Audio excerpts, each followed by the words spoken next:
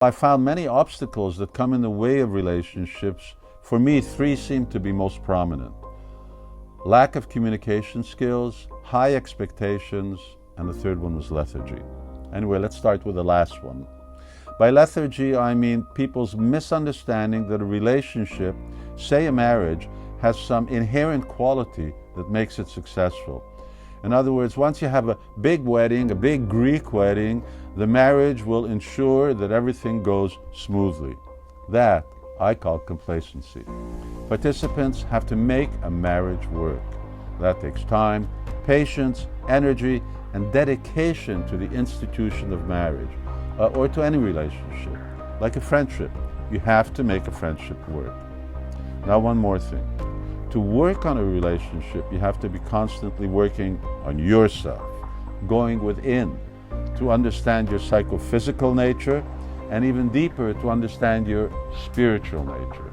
So do away with lethargy. Relationships don't make themselves work. It's part of a constant effort that does. Next is communication. This is the age of quarrel. And while argument is usually taken as a form of communication, it isn't. It's the sign of a deteriorating relationship. We're going down. In my experience, people in general are poor communicators. Either people don't know the art, they don't bother to learn, or they don't have the courage to communicate. They freeze up. But communication is a science. It means knowing how to speak and how to hear. And speaking and hearing needs to be proactive, open, constructive, and emphatic. It's not an occasional affair, but an integral part of a relationship. Parents, you need to regularly sit with your offspring and openly inquire and share. And in being emphatic, you need to say, okay, I hear you're saying such and such, and then respond. Communication is the real mark of quality relationships. And here's the last one: expectations, or rather false expectations.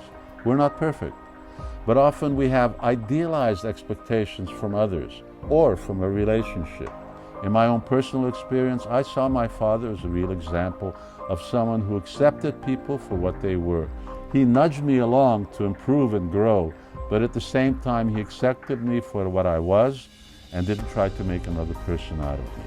So we can help each other grow and our relationships grow.